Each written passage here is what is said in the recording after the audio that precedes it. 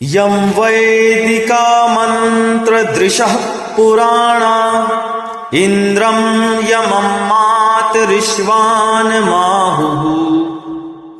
वेदान्तिनो निर्वचनीयमेकम्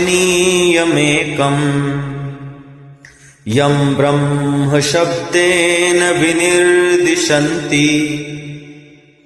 शैवायमीशं